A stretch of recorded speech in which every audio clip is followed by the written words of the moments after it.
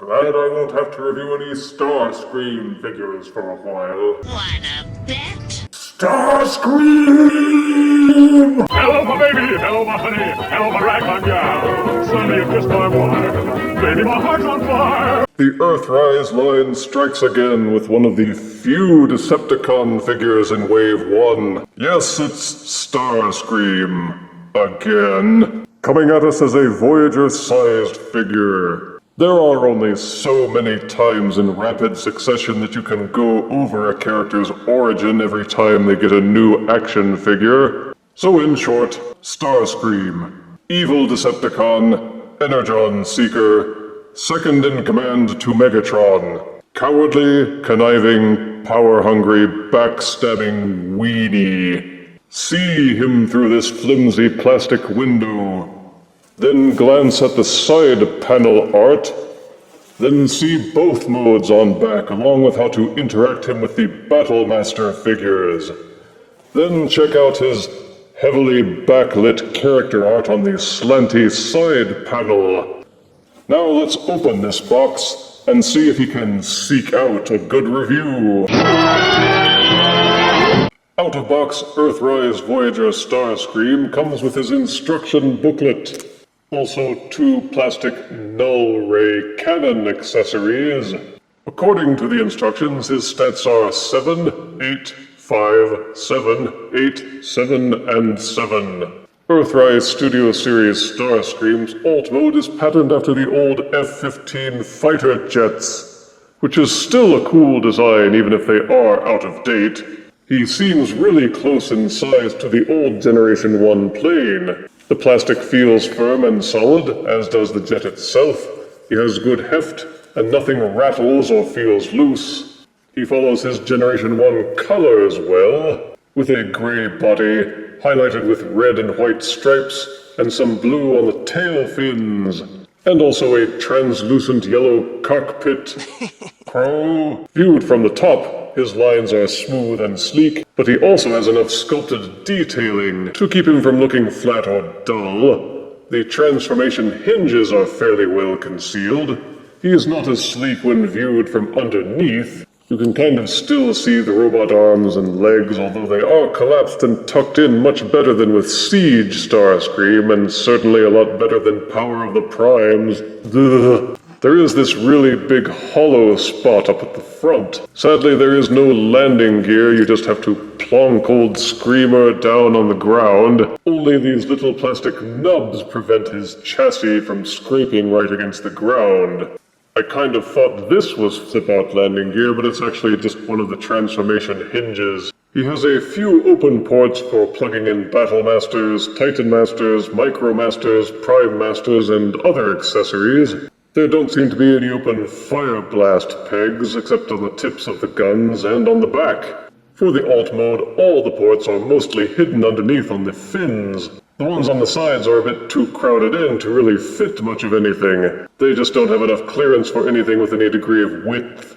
There is this one port up on top, so you can interrupt his streamlining with whatever clunky weapon you choose to plug in. There are no other features to speak of for the alt mode beyond the clean colors, detailing, and paint applications.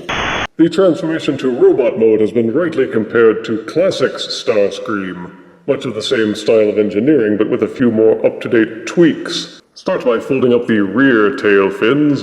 Take the main wings and fold them this direction until they are inverted. Turning the jet upside down, flip up the crotch piece. These sections here will flip outwards. This will allow you to unfold the leg sections. These blue bits here have these little tabs that stick out, and these gray parts have little grooves in them that they plug into. Line those up and tab them together. Split the legs apart. Unfold the turbines from the rear of the jet to become the feet and the heel spurs. The blue tail fins tab into the shins at the side here. Tilt them out and untab them so that the tail fins are slightly concealed by folding them flat against the shins. Fold the crotch back down. The robot chest tabs into these little air intakes up near the front of the jet.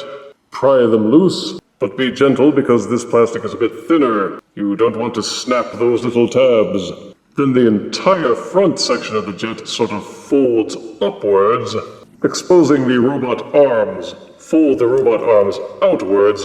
The nose cone of the jet sort of folds forward like this. Make sure you have enough clearance to tilt it forward slightly and then rotate it 180 degrees so that the nose cone is inverted. Plunge this little spear of plastic into this slot down here, making sure that the nose cone is braced against this little plastic bridge. Then the chest and the air intakes re-clip together.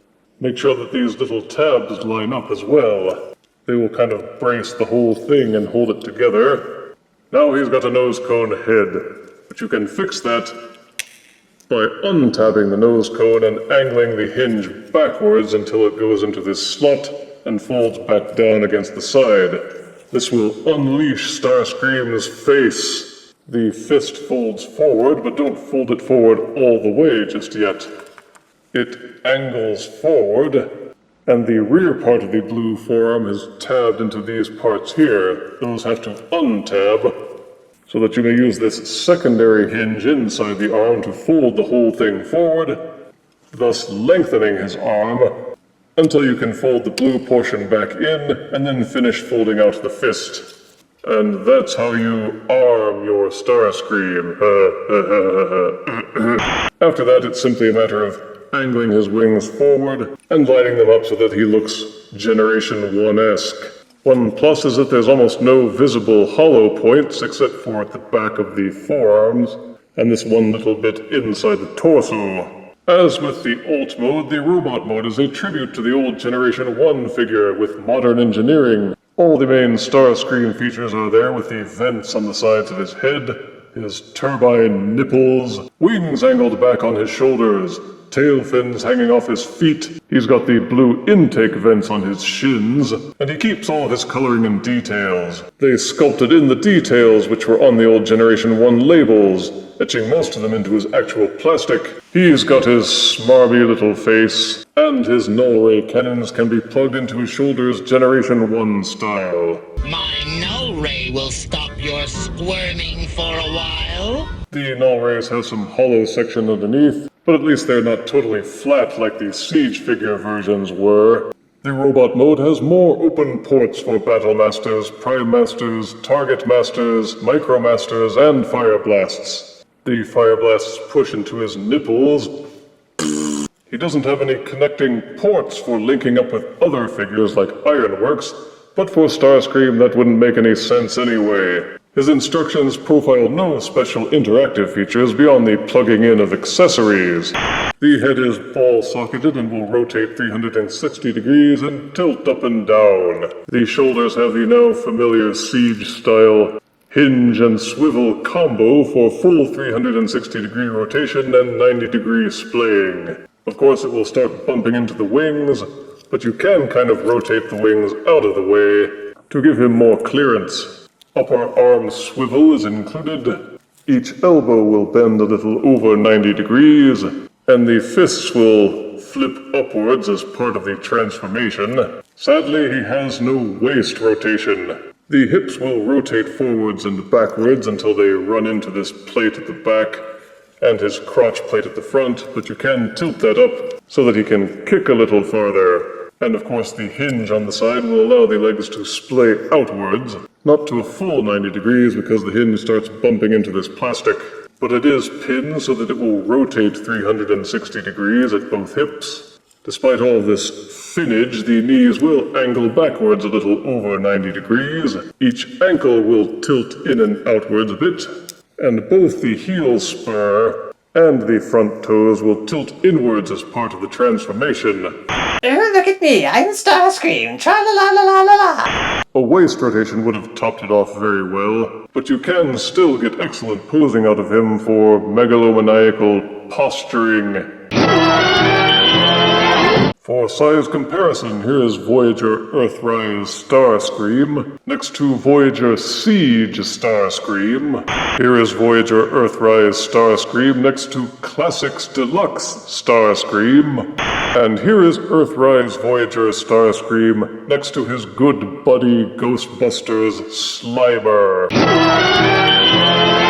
Earthrise Voyager Starscream may seem like just another version of Starscream, but what this one has going for it is better Generation 1 accuracy than almost every other figure to date, except perhaps the Walmart Masterpiece version, and this one definitely has the advantage in terms of the price versus appeal ratio. Positives are that he's actually about the same size as the original Generation 1 figure, and has many of the same features, coupled with modern engineering. He's solid and sleek in jet mode, with much of the kibble convincingly concealed. He has Generation 1 accurate colors and detailing with good sculpting, and he is also Battlemaster compatible for added playability. He transforms well, and the robot mode has good articulation to augment his Generation 1 style appearance. Negatives are that he has no landing gear.